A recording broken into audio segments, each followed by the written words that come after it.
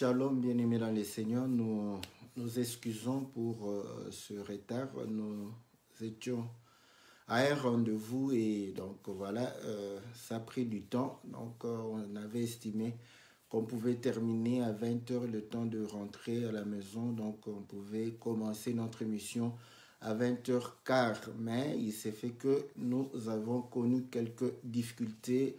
Donc voilà, toutes nos excuses. Donc, c'est votre frère, le pasteur Philippe Mukenge, pour votre émission Louons l'Éternel, une émission qui passe tous les lundis, une émission qui vous est présentée, n'est-ce pas, par votre serviteur, et une émission qui traite des cantiques. Donc, aujourd'hui, le thème, c'est Orient-Occident, cantique de notre bien-aimé Timothée Mateta, donc, qui est à Pointe-Noire. Bon, actuellement, il est à Brazzaville. Nous les saluons par le nom précieux et glorieux de notre Seigneur Jésus. Donc nous sommes dans la joie de pouvoir réellement partager ce moment tous ensemble. Nous vous saluons, vous tous qui êtes fidèles à cette émission. Que le Seigneur vous soit très très favorable. Que le Seigneur vous bénisse de partout où vous êtes. Que le Seigneur vous accorde tout ce dont vous avez besoin. Que Dieu puisse réellement vous assister dans des moments difficiles. Apporter la solution, apporter la victoire pour la gloire de son nom, dans le nom puissant et glorieux de notre Seigneur Jésus. Nous sommes dans la joie de pouvoir réellement nous retrouver. Donc, comme vous le voyez, donc, nous sommes en train de préparer une grande conférence sur le mariage. Donc, nous invitons tous les bien-aimés qui sont en Europe donc, de pouvoir y participer. Spéciale invitation à nos bien-aimés de Paris, Jean, Didier, Héritier, Armando, que le Seigneur vous soit très favorable, que vous puissiez être au milieu de nous. Et nous n'oublions pas la sœur Nadine, qui est réellement fidèle à de grands rendez-vous. Donc, nous espérons bien que cette fois-ci, vous répondrez encore présent à ce grand rendez-vous. Donc, tous les frères d'Allemagne, de Belgique, de Luxembourg, de Paris, France, donc même Annecy, donc les bien-aimés Hugo et les bien-aimés Willy, donc l'invitation vous est lancée, bien-aimés de Dijon, donc en tout cas bien-aimés, nous voulons que ce rendez-vous soit réellement un moment de communion fraternelle entre les bien-aimés qui sont en Europe et que nous puissions partager des problèmes qui sont peut-être les nôtres dans nos couples, que le Seigneur puisse apporter la réponse, la solution et la paix dans nos couples. Que le Seigneur vous bénisse, que le Seigneur vous soit très très favorable. Donc, sans plus tarder, comme vous le savez, c'est une émission qui traite des cantiques. Nous allons écouter le cantique et après quoi, nous allons revenir dans notre studio virtuel pour pouvoir parler, n'est-ce pas, par rapport au cantique qui est intitulé Orient-Occident. Que le Seigneur puisse réellement nous être favorable, que le Seigneur puisse réellement nous bénir de toutes les bénédictions dans le nom puissant et glorieux de notre Seigneur Jésus. Donc, suivons le cantique. Orient-Occident. Moi bimakana Orient, pena la kana Occident. Moi inde mobali, moi inde nzambe. Moi tango abimaka na kanda. Kasi tango alalaka, de kanda na yesilaka.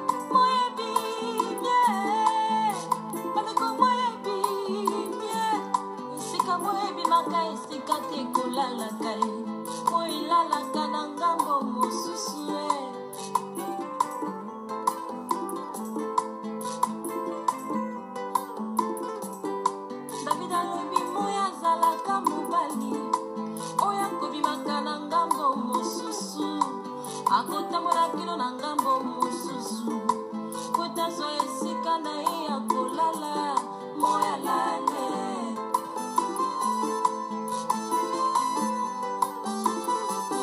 moya pembe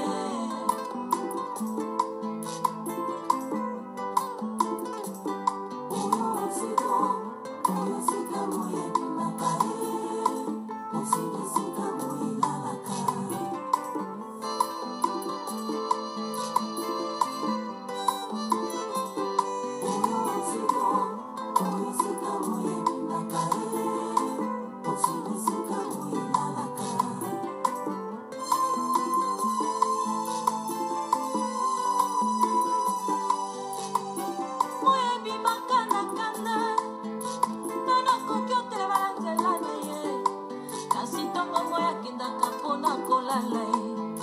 Mwana moto nyonso akoki opusana po moya lale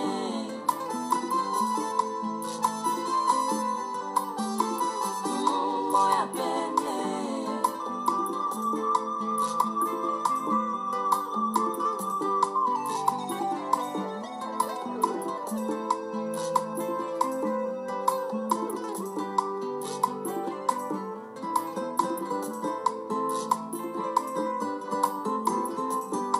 David alobi lisusu boye na makomi Zambe tokosambela azalaka moi sokola azali moi soki azali esika abimela abimana oyo Israele oyo esika nzambe abimela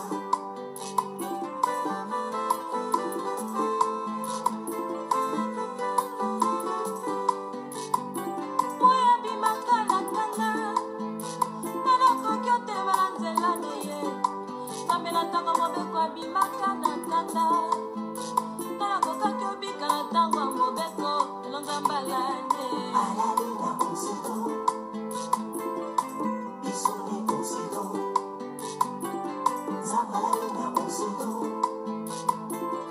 ekezali osido ntango nzambe atelemaka alali na osido atelemaka na kanda isoni osido kasi soki asi azwisika ya kopela tekanda na ye esilaka ekezali osido nzambe alali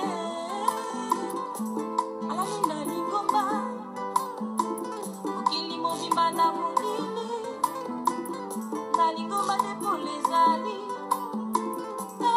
nazwi pole alali na osido pole engengisinga isoni osido nzambe alali na osido ekezali osido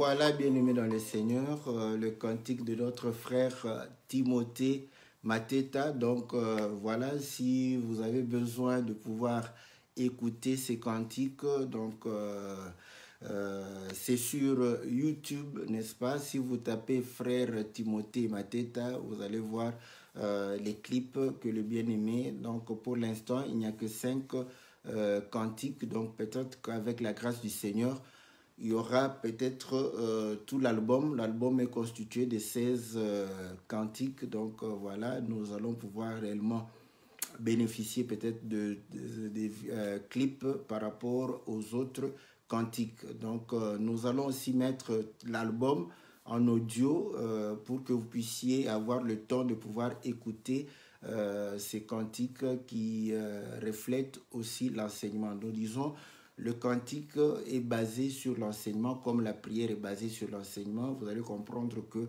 nous chantons, et lorsque nous chantons, nous prions parce que nous louons Dieu, nous adorons Dieu, nous l'exaltons au travers les cantiques. Donc c'est une prière. La prière doit être basée sur réellement l'enseignement.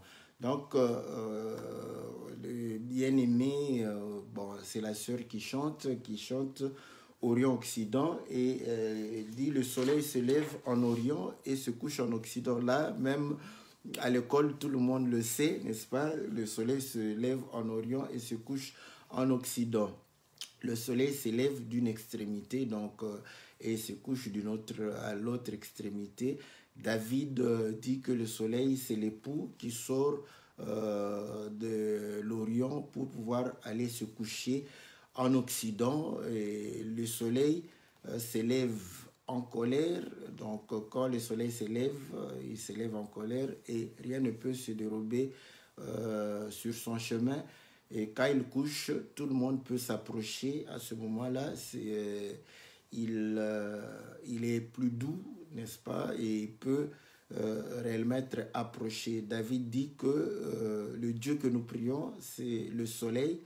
Et le soleil est sorti de quelque part. Donc, le soleil est sorti d'Israël. Et le soleil s'est couché, n'est-ce pas, dans l'église.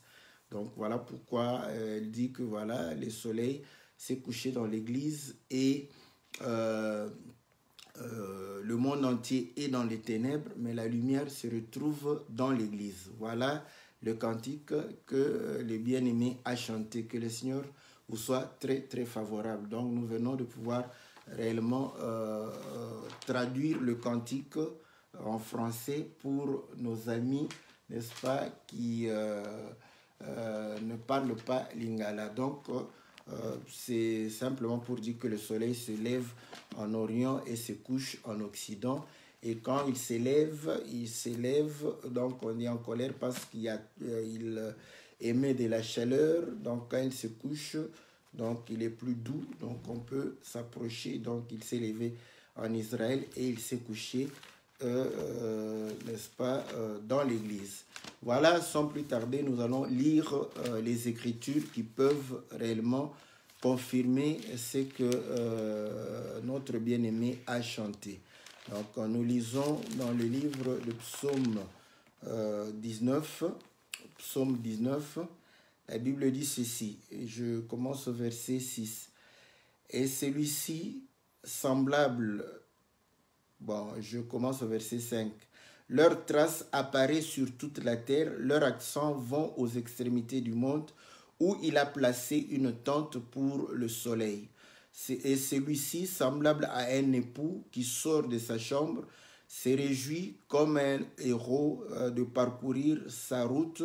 Il se lance d'une extrémité du ciel et achève sa course à l'autre extrémité. Rien ne se dérobe à sa chaleur. Voilà donc l'écriture que notre bien-aimé avait évoquée pour dire que le soleil, c'est un époux. Donc voilà, qui sort de sa chambre d'une extrémité pour pouvoir aller se coucher à l'autre extrémité. Et de l'autre extrémité, l'écriture dit que il a dressé une tente, n'est-ce pas, pour le soleil, afin que le soleil puisse réellement habiter dans la tente. Et nous lisons, n'est-ce pas, une autre écriture dans le livre de Psaume 84. Psaume 84. La Bible dit ceci dans le livre de Psaume 84.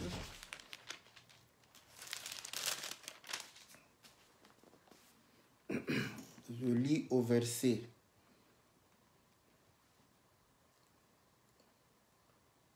Voilà.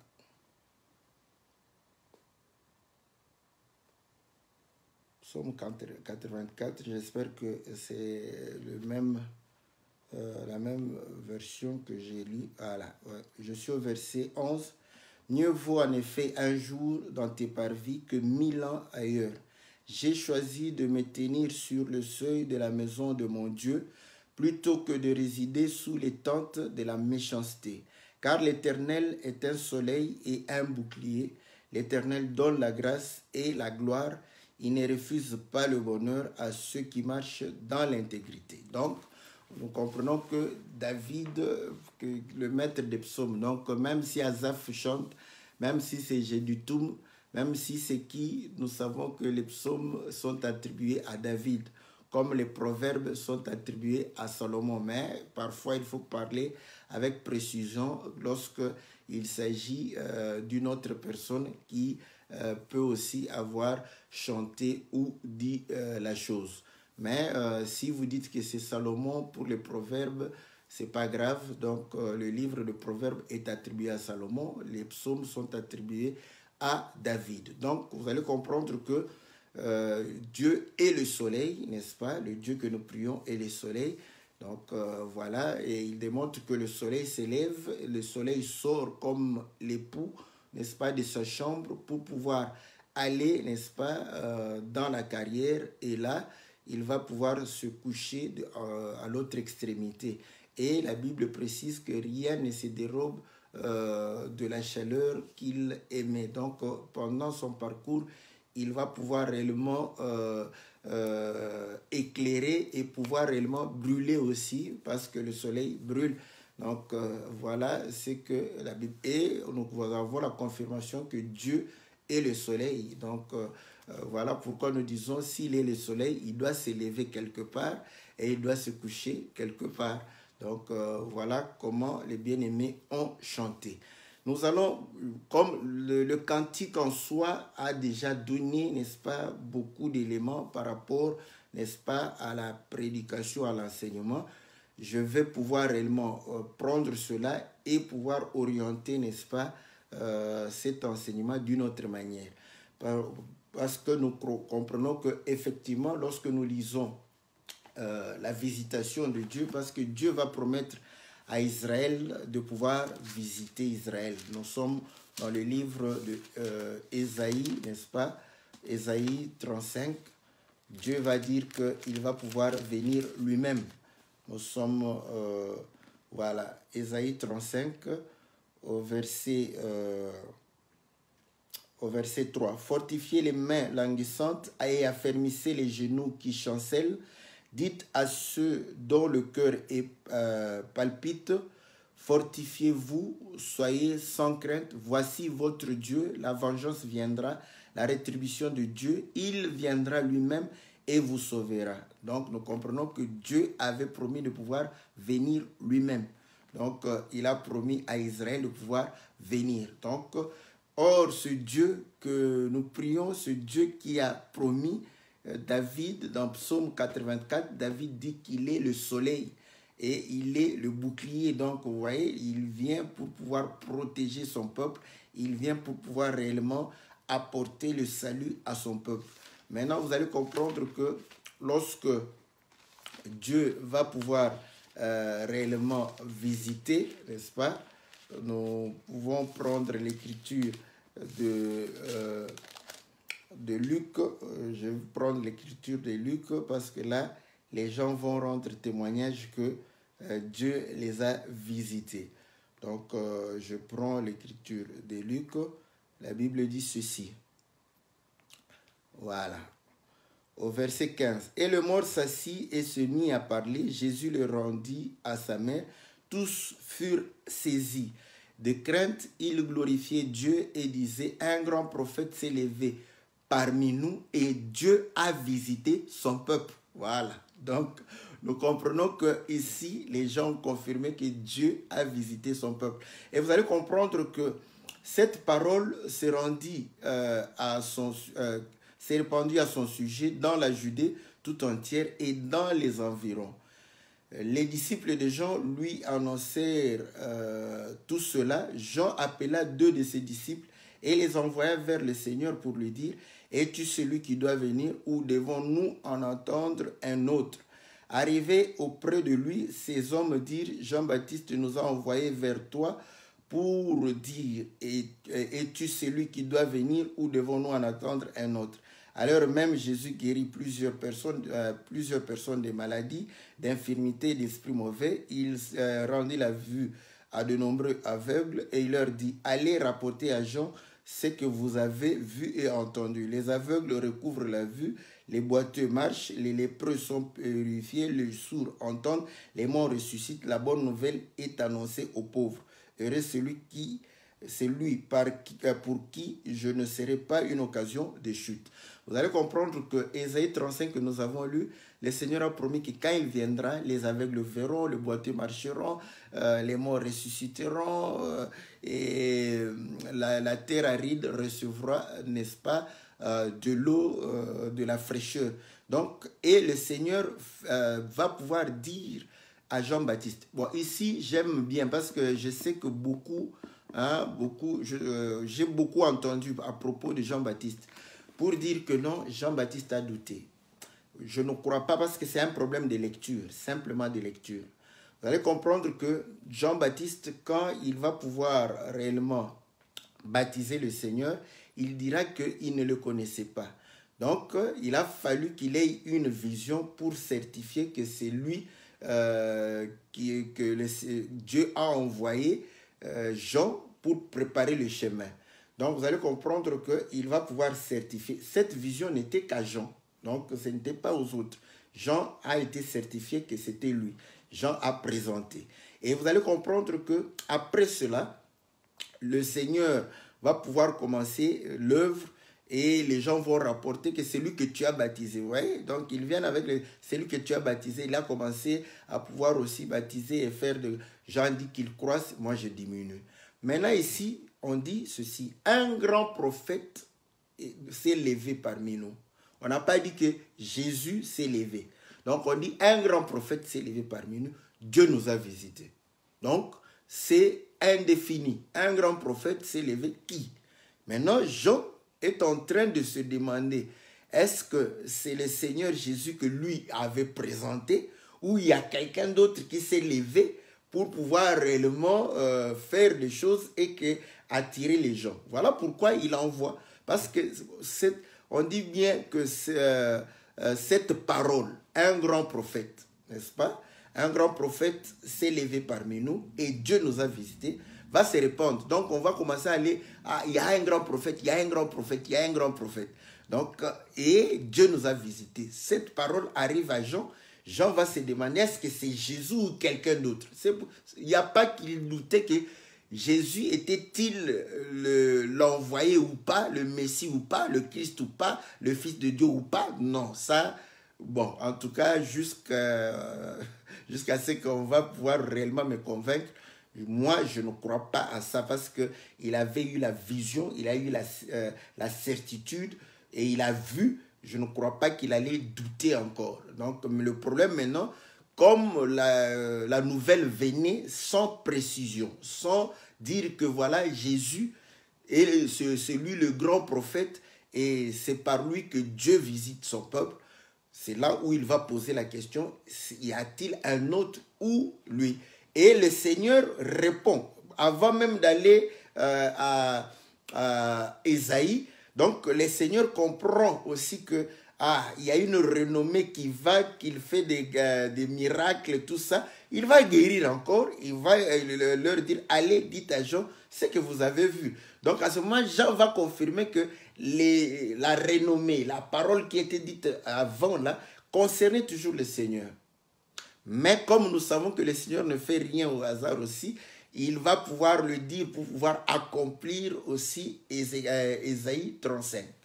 Donc, Dieu a visité par le Seigneur Jésus. Et on dit, un grand prophète s'est levé parmi nous. Donc, ce grand prophète, c'est le Seigneur qui s'est levé. Il s'est levé en Israël. Et écoutez maintenant dans le livre de Luc, chapitre 1, au verset 77 ou 77, la Bible dit ceci. Pour donner à son peuple la connaissance du salut par le pardon de ses péchés, grâce à l'ardente miséricorde de notre Dieu, c'est par elle que le soleil levant nous visitera d'en haut. Voilà. Donc nous comprenons que la miséricorde de Dieu, n'est-ce pas, va pouvoir réellement se manifester et le soleil levant va nous visiter d'en haut. Et ce soleil, nous comprenons que c'est le Seigneur Jésus, n'est-ce pas? Et c'est là où nous disons qu'il est le Dieu qui s'est levé, n'est-ce pas, au milieu des hommes. Écoutez maintenant, nous rentrons au commencement. La Bible dit qu'au commencement, la terre était informe et vide. Et Dieu dit que la lumière soit et la lumière fut. La lumière va se manifester. Et nous savons que cette lumière, c'est Dieu lui-même, parce que Dieu est lumière. Mais question maintenant. Vous allez comprendre que le premier jour, il y a la lumière, le deuxième, la lumière, le troisième jour, la lumière. Le quatrième jour, Dieu crée le soleil et la lune et les étoiles. On se pose la question maintenant, où est partie la lumière du premier jour jusqu'au troisième jour? La réponse est simple, parce que vous allez comprendre que Dieu va faire porter cette lumière à un corps. Et ce corps, c'est ce qu'on appelle le soleil. Et vous allez comprendre qu'à partir du soleil, il va pouvoir manifester la lune et les étoiles. Donc, ceci se comprend maintenant que Dieu qui est lumière, comme la Bible le démontre, au commencement était la parole était avec Dieu, en elle était la vie, et cette vie est la lumière, c'est la lumière, n'est-ce pas? Et vous allez comprendre que cette lumière va pouvoir réellement porter corps. Et ce corps, c'est le Seigneur. Donc, vous allez comprendre que déjà dès le commencement, la lumière annonçait que la lumière allait porter un corps. Il va porter un corps. Or, quand la lumière porte un corps, la lumière s'élève et la lumière se couche. Or, quand la lumière n'avait pas porté de corps, la lumière ne pouvait pas s'élever et la lumière ne pouvait pas se coucher. Ça, c'est bon. Et vous allez comprendre que là, avec un corps, on comprend qu'il s'élève et il se couche. Voilà. Donc, là, nous comprenons que s'élever, n'est-ce pas, c'est démontrer aussi que naître. Parce que ici, on dit que le soleil va pouvoir réellement visiter. Or, il parlait de la naissance du Seigneur Jésus-Christ. Donc, vous comprenez que lorsqu'il va naître, c'est le soleil qui s'élève. Et lorsqu'il mourra, c'est le soleil qui va pouvoir réellement se coucher. Or, écoutez, nous comprenons qu'il s'est levé en Israël, n'est-ce pas? Il s'est couché dans l'église. Apocalypse chapitre 11 démontre que le Seigneur va pouvoir réellement être crucifié, n'est-ce pas? À Sodome et Gomorrhe. Donc, pour dire que dans un sens spirituel, c'était Sodome et Gomorrhe. Et, plutôt Égypte et Sodome. Je vais lire l'écriture parce que ici, je ne veux pas que ceux qui sont incrédules puissent saisir cela pour pouvoir réellement refuser de pouvoir écouter, n'est-ce pas, la parole du Seigneur. Nous sommes dans Apocalypse chapitre 11, au verset, je lis le verset 8. Et leurs cadavres resteront sur la place de la grande ville qui est appelée dans un sens spirituel Sodome et Égypte. Voilà. Là même où leur Seigneur a été crucifié. Donc nous comprenons que ceci confirme pourquoi l'agneau a été crucifié en Égypte, n'est-ce pas? Donc nous comprenons que toutes ces choses démontrent où est-ce que le Seigneur naît et où le Seigneur va pouvoir se coucher. Même en Israël, quand il va être crucifié, on va le mettre hors du camp. Donc, vous voyez, hors le camp, symbolise Israël même. Hors du camp, c'est en dehors du camp. Voilà pourquoi Paul en hébreu dit que sortons, n'est-ce pas, pour aller hors du camp afin de pouvoir communier avec le Seigneur. Donc, le fait même de pouvoir crucifier le Seigneur hors de la ville, n'est-ce pas, hors de Jérusalem. Or, vous allez comprendre que le Seigneur disait qu'il devra aller à Jérusalem pour mourir à Jérusalem. Mais il sera crucifié en dehors de Jérusalem. Donc, nous comprenons que ceci est symbolique et démontre que nous qui étions en dehors, n'est-ce pas, nous allons bénéficier, n'est-ce pas, de cette œuvre afin de pouvoir réellement glorifier le Seigneur. Donc, ici, nous comprenons que le soleil, quand il s'élève, va éclairer, il y a la lumière, mais cette lumière brûle, cette lumière dérange. On ne peut pas fixer le soleil, n'est-ce pas, dans sa force. Et cette lumière va pouvoir réellement anéantir les forces des hommes. Voilà pourquoi ça fatigue les hommes. Vous voyez? Donc, et là, il démontre que c'est en Israël. Et nous comprenons que Israël s'est fatigué. Pourquoi? Parce que pendant que Israël reçoit la lumière, parce que le soleil, c'est la lumière, il reçoit la lumière, Dieu lui dit, celui qui pratiquera ces choses vivra par elle. Donc, il lui demande de faire l'effort. Et Israël va se fatiguer parce qu'il ne saura pas pratiquer toutes ces choses pour pouvoir vivre par elle. Donc, nous comprenons que c'est pour épuiser l'homme d'une autre manière. Donc, le soleil va pouvoir... Et c'est là où, même dans le cantique, on l'identifie au temps de la loi. Au temps de la loi, c'est l'effort de l'homme. On donne à l'homme de pouvoir faire l'effort, de pouvoir travailler. Or, vous allez comprendre que naturellement, l'homme travaille aussi quand le soleil s'élève, n'est-ce pas? et il va, n'est-ce pas, je prends le champ parce que ça fatigue vraiment. Il va au champ, il va pouvoir réellement cultiver et se fatiguer. Donc, pendant que le soleil s'élève, il va aller au champ et il va se fatiguer. Et quand le soleil se couche, il va aller se reposer. Donc, vous allez comprendre que le soleil s'élève, l'homme s'élève et le soleil, n'est-ce pas, est en train de pouvoir émettre sa chaleur, l'homme se fatigue et quand le soleil se couche, l'homme va au repos, donc l'homme se repose avec le soleil. Donc tout ceci, n'est-ce pas, démontre que voilà le Dieu qui s'est couché, n'est-ce pas, et qu'il s'est couché à l'église, donc nous sommes au temps de la grâce où nous aussi nous bénéficions, n'est-ce pas, de cette communion, de cette approche du Seigneur afin de pouvoir réellement nous sauver. Voilà ce que le cantique a dit. Maintenant, vous allez comprendre une chose. Ça, on parle d'Israël, on parle de l'Église. C'est une bonne chose. Mais ce que je voudrais comprendre, que tu puisses comprendre qu'Israël, n'est-ce pas, est identifié aussi à l'homme naturel, l'homme charnel. Voilà pourquoi dans les livres de Galates chapitre 4, Paul est en train de dire à ceux qui voulaient être sous la loi, il dit, n'avez-vous pas lu qu'Abraham avait deux fils, un naquit selon la chair, l'autre selon la promesse. Donc nous comprendrons que celui qui est naquit selon la chair est sous le commandement, parce que c'était le fils d'Agar. Agar était sous le commandement dans la maison d'Abraham. Par contre, Sarah, n'est-ce pas, bénéficiait de l'amour. L'amour, c'est la grâce.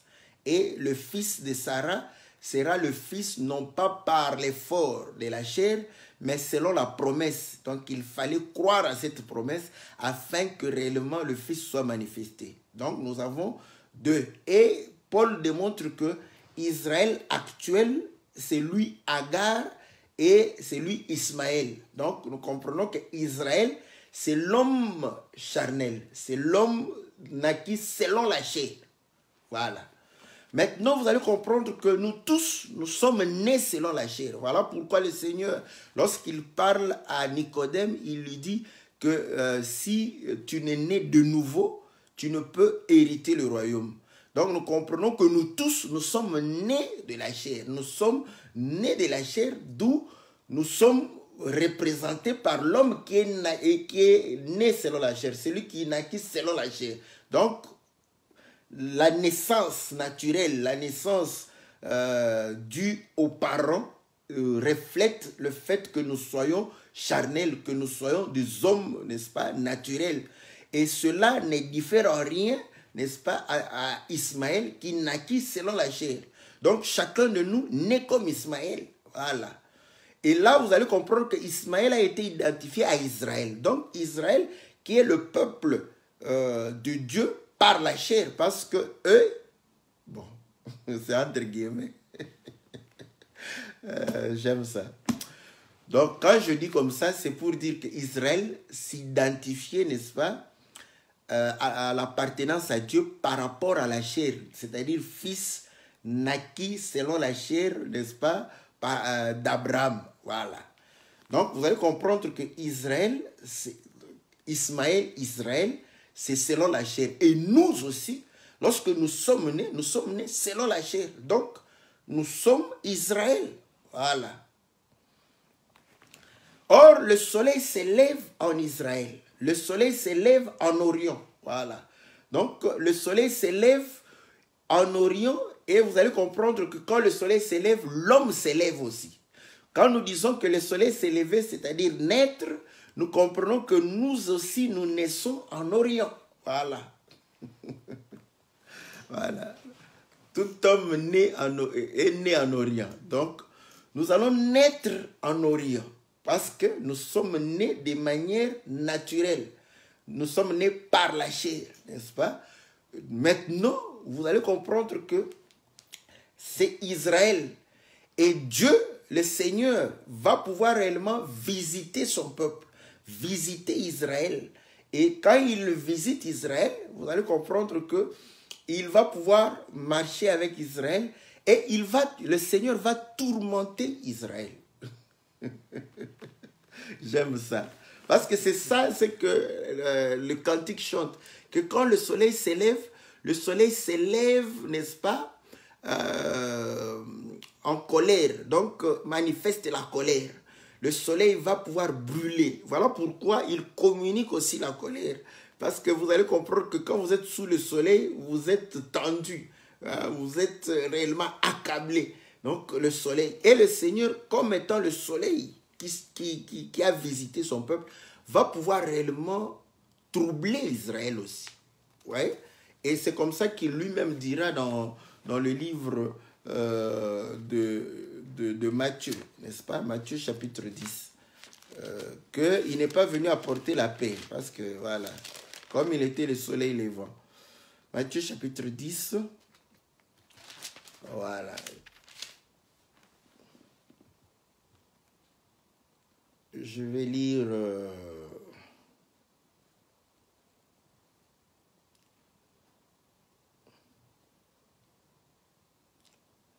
au verset 34. Ne pensez pas que je sois venu apporter la paix sur la terre. Je ne suis pas venu apporter la paix, mais l'épée. Voilà. Donc, nous comprenons qu'il est venu pour apporter l'épée. Car je suis venu mettre la division entre l'homme et son père, entre la fille et sa mère, entre la belle-fille et sa belle-mère. L'homme aura pour ennemi les gens de sa maison. Celui qui aime père et ou mère plus que moi n'est pas digne de moi. Et celui qui aime fils ou fille plus que moi n'est pas digne de moi. Donc vous voyez que le Seigneur démontre qu'il est venu avec l'épée, mettre la division, n'est-ce pas? Afin que père et mère, père et fils puissent être séparés. Or, je m'identifie au Père par rapport à ce lien naturel, à ce lien charnel qui nous lie. Quand le Seigneur coupe ça, vous voyez, donc il coupe ce lien charnel, ce lien naturel qui est entre le Fils et le Père. Il coupe le lien naturel entre la fille et la mère. Donc, vous allez comprendre que c'est comme s'il coupait le cordon, n'est-ce pas? Il coupait cette relation. Voilà, donc, le fait d'être né naturellement. Mais écoutez, donc, nous disons que Israël recevra la visitation du Seigneur. Élisée, vous allez comprendre que le souverain sacrificateur, quand il jugeait le Seigneur, il va dire que jusqu'à quand tu vas réellement nous troubler? Dis-nous simplement si tu es le Christ. Donc, vous allez comprendre qu'il n'était pas en paix. Voilà. Donc, quand vous n'êtes pas en paix, c'est que l'épée, c'est la guerre. Voilà. Donc, écoutez même, vous allez comprendre que le soleil, n'est-ce pas? Quand le soleil s'est levé, que Josué avait réellement à pouvoir combattre avec ses ennemis, et que Josué va comprendre que non, le soleil, si le soleil se couche, ses ennemis vont pouvoir réellement être épargnés. Il va arrêter le soleil, je vous dis, il a arrêté le soleil à midi. Au milieu du ciel, n'est-ce pas? Afin que la chaleur du soleil puisse réellement, n'est-ce pas, brûler les ennemis du peuple. Donc, vous allez comprendre que grâce au soleil, on a exterminé les ennemis. Donc, il a porté l'épée pour pouvoir anéantir, n'est-ce pas, tout ce qui est réellement ennemi contre nous. Écoutez maintenant. Donc, nous avons compris que Israël, n'est-ce pas, a reçu la visitation du Seigneur. Le Seigneur est né en Israël, comme le soleil levant. Et nous comprenons quand le soleil s'élève, n'est-ce pas? Il s'élève avec toute l'ardeur, la chaleur. C'est pour brûler, vous voyez? Et ils se sont brûlés et personne ne pouvait être sauvé parce que réellement, ils étaient dans l'incapacité de pouvoir accomplir la loi. Et vous allez comprendre que quand le Seigneur dira, celui qui ne mange pas ma chair et ne boit pas mon sang, ils vont tous partir. Ces paroles sont dures. Qui peut supporter? Nul ne peut supporter la chaleur, n'est-ce pas, du soleil. Donc voilà, ça démontre que Israël ne pouvait pas supporter. Et après, quand le soleil va pouvoir se coucher, nous avons réellement cette grâce de pouvoir connaître la parole du Seigneur, pouvoir réellement recevoir le Seigneur et vivre. Le juste vivra par la foi. Voilà la grâce que nous avons reçue. Voilà. Ça, l'Église et nous voyons et Israël. Mais nous disons que nous-mêmes, parce que nous sommes nés par la chair, Nous sommes Israël, parce qu'Israël est né, n'est-ce pas, selon la chair. Selon la chair, vous allez comprendre que Israël est peuple de Dieu selon la chair. Nous, nous étions nés selon la chair. Voilà pourquoi vous allez comprendre que le Seigneur, lorsqu'il nous visite, vous allez comprendre, il nous visite, donc comprenez que le soleil s'élève en nous. Lisons une écriture parce que la Bible confirme cela. Nous lisons dans le livre de, je crois, 1 Pierre ou 2 Pierre, je vais vérifier. Voilà.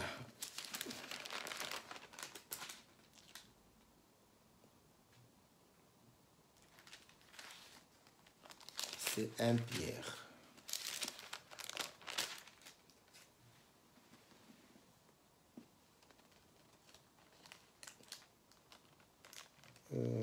Voilà. Attendez, Pierre est en train de dire que voilà, nous tenons d'autant plus à la parole prophétique, n'est-ce pas, que vous puissiez faire attention à cela. Je crois que ça doit être...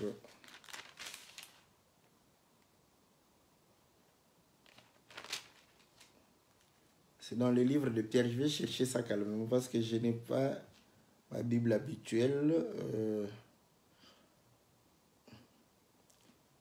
Je vais chercher et voir reçu depuis...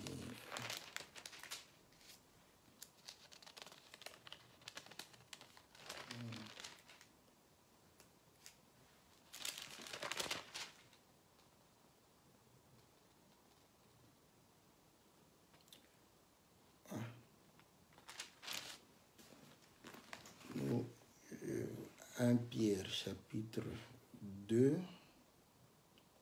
Je vais essayer de lire ça parce que je crois que ça doit être ici.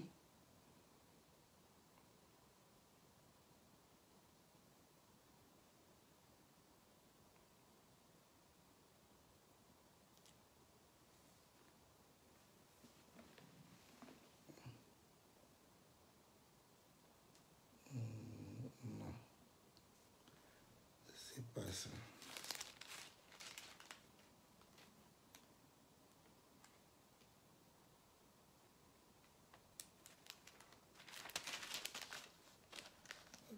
Excusez-moi, je suis en train de chercher l'écriture. Comme...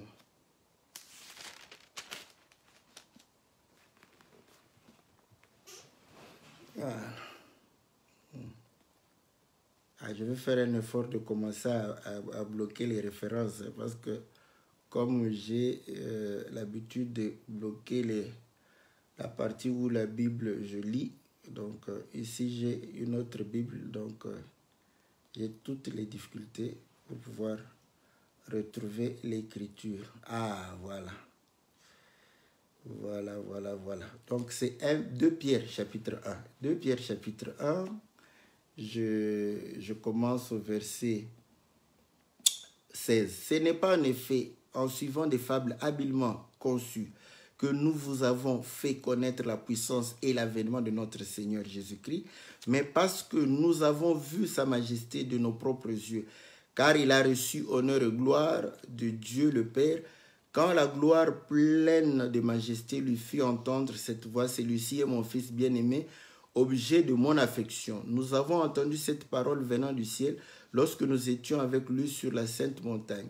Et nous tenons pour d'autant plus certaine la parole prophétique à laquelle vous faites bien de prêter attention comme à une lampe qui brille dans un lieu obscur jusqu'à ce que le jour commence à poindre, et que l'étoile du matin s'élève dans vos cœurs. Voilà. L'étoile du matin s'élève. L'étoile du matin, c'est le soleil. Donc, vous voyez, lorsque la parole vient, donc il faut que le soleil puisse s'élever en nous. Écoutez, maintenant, quand le soleil s'élève en nous, comme on a chanté, le soleil s'élève en colère. Parce que le soleil s'élève en colère, le soleil vient, n'est-ce pas, anéantir. La colère de Dieu, c'est pour apporter un jugement. Donc, le soleil, quand le soleil s'élève en nous, c'est pour apporter un jugement. Jugement contre les ennemis. Comme Josué, vous allez voir que le soleil était là pour pouvoir condamner les ennemis du peuple. Or, écoutez, Romains chapitre 8 dit que celui qui vit dans le plaisir de la chair, n'est-ce pas, se constitue ennemi de Dieu. La chair est en inimitié avec Dieu. Donc, quand le soleil s'élève dans notre cœur, le soleil va pouvoir réellement manifester sa colère contre réellement la chair, contre l'ennemi, pour anéantir. Comme le Seigneur dit, il vient pour pouvoir réellement apporter l'épée, afin de pouvoir réellement mettre l'inimitié, n'est-ce pas, entre ton âme et ta chair. Et vous allez comprendre que quand le soleil s'élève en toi et que tu ne vis pas ça, tu ne seras pas converti. Parce que la conversion, c'est ça, c'est la marche avec le soleil. Le soleil doit marcher. Le soleil s'élève en toi comme étant un homme naturel, comme étant Israël, comme étant en Orient. Et le soleil va pouvoir réellement parcourir, n'est-ce pas, sa course pour t'amener en Occident. Or, vous allez comprendre que pendant que le soleil est en train de faire cette course-là, le soleil est un héros qui va pouvoir réellement émettre sa chaleur afin de te brûler. Voilà pourquoi, si tu n'es pas brûlé par le soleil, si tu n'es pas changé par le soleil, tu ne peux pas te coucher avec le soleil. Parce que quand le soleil va pouvoir réellement dans l'autre, il va faire de toi une tente. Il va faire de toi le temple. Il va faire de toi réellement son habitation. Donc, comprenez que lorsque nous croyons à la parole du Seigneur, c'est comme si le soleil s'est levé en nous. Nous sommes en Orient et le soleil va faire ce parcours pour pouvoir nous amener afin que nous puissions aller en Occident. Pourquoi? Parce qu'en Occident, c'est là où le soleil communie avec nous.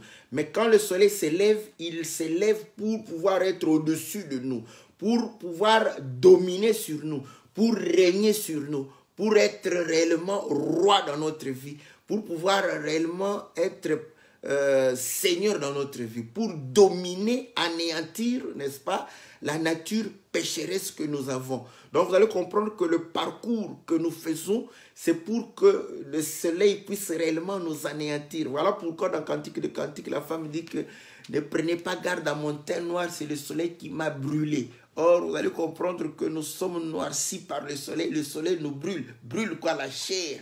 Anéantit la chair. Anéantit réellement les désirs de la chair. Et t'amène en Occident. Quand tu es en Occident, tu dois être un homme nouveau. Voilà. Parce que là, vous allez comprendre que quand le soleil se couche, le soleil s'élève dans sa tente. Voilà. Parce qu'il se couche, il disparaît, mais réapparaît. Voilà pourquoi quand le Seigneur allait mourir, il dit aux pharisiens, je m'en vais et vous ne me verrez plus. Mais il va dire à ses disciples, je m'en vais, vous ne me verrez pas pendant un temps et vous allez me revoir encore. Donc, pendant un temps, il va disparaître et après un temps, il va réapparaître. Il va pouvoir réellement habiter en eux. Donc là, vous allez comprendre que pour que tu sois une habitation du Seigneur, il faut que le Seigneur puisse te changer. Il faut que le Seigneur puisse te brûler. Il faut que le Seigneur puisse t'anéantir. Anéantir ta chair. Parce que ta chair, c'est l'ennemi du Seigneur. Donc vous allez comprendre que c'est comme ça quand il s'élève en colère. Quand tu reçois le Seigneur, comprends que le Seigneur est en colère. En colère contre qui? Contre ta chair. Parce qu'il vient, la Bible le dit, il est apparu pour faire quoi? Pour détruire les œuvres des ténèbres. Voilà. Il est apparu pour détruire les œuvres. Donc quand il s'élève en toi, quand le soleil s'élève en toi, quand la lumière s'élève dans ton cœur, c'est pour anéantir les œuvres des ténèbres, c'est pour détruire, c'est pour pouvoir réellement combattre les œuvres des ténèbres qui sont en toi. Donc tu vas comprendre que c'est de cette manière qu'il faut comprendre. Voilà pourquoi il ne faut pas badiner. Quand tu es encore impudique, escroc, voleur, quand tu es magicien, sorcier, comprends que la parole n'est pas ton ami. La parole n'est pas réellement ton copain. La parole, n'est-ce pas, est ton ennemi. Donc voilà, donc la parole sort son épée pour pouvoir réellement t'anéantir, afin que tu puisses réellement être amené en Occident. Et comme le Seigneur, en Occident, nous devons mourir. Parce que si tu ne meurs pas, tu ne pourras pas ressusciter avec le Seigneur. Et il ne fera pas de toi, n'est-ce pas, une habitation pour pouvoir réellement se glorifier en toi. Donc vous allez comprendre que l'Orient et l'Occident, n'est-ce pas, c'est nous, n'est-ce pas, c'est nous. Nous sommes aussi l'Orient et l'Occident. Donc, quand le Seigneur te visite, comprends que le Seigneur visite, n'est-ce pas, s'élève toujours en Orient. Et quand il s'élève en Orient, comprends que tu es un homme charnel, tu dois te laisser entre les mains de la parole pour que la parole puisse réellement te modeler. Pour que, vous voyez, modeler, c'est-à-dire que tu avais une forme, on détruit cette forme, on fait une autre forme afin que tu puisses réellement porter la lumière et pouvoir réellement manifester cette lumière au travers le monde qui est dans les ténèbres. Voilà, n'est-ce pas, c'est que le cantique nous enseigne aussi. Voilà pourquoi la Bible dit ceci, n'est-ce pas? Vous allez comprendre dans le livre de Hébreux au chapitre 12. Hébreux chapitre 12, c'est par là que je vais clôturer. Nous donc aussi, puisque nous sommes environnés d'une si grande nuée de témoins, rejetons tout fardeau et le péché qui nous enveloppe si facilement et courons avec persévérance l'épreuve qui nous est proposée, les yeux fixés sur Jésus, qui est l'auteur de la foi et qui l'amène à la perfection, au lieu de la joie qui lui était proposée. Il a supporté la croix, méprisé la honte et s'est assis à la droite du trône de Dieu. Considérez en effet celui qui a enduré de la part des pécheurs une telle opposition contre sa personne, afin que vous ne vous fatiguiez pas l'âme découragée. Vous n'avez pas encore résisté jusqu'au sang en combattant contre le péché. Voilà. Donc, jusqu'au sang, pour combattre contre le péché. Vous voyez que quand la parole est en toi, c'est pour combattre jusqu'au vraiment que ton sang coule contre le péché. Et vous avez oublié l'exhortation qui vous est adressée comme à des fils. Mon fils, ne prend pas à la légère la correction du Seigneur et ne te décourage pas lorsqu'il te reprend. Car le Seigneur corrige celui qu'il aime et frappe de verge tout fils qu'il agrée. Supporter la correction, c'est comme des fils que Dieu vous traite. Car quel est le fils que le Père ne corrige pas? Mais si vous êtes exempt de la correction à laquelle tous ont part, alors vous êtes des bâtards et non des fils. Alléluia. J'aime ça. Ouais? Donc vous allez comprendre que quand le Seigneur s'élève à nous, il amène la chicotte. Pourquoi? Parce qu'il est en colère.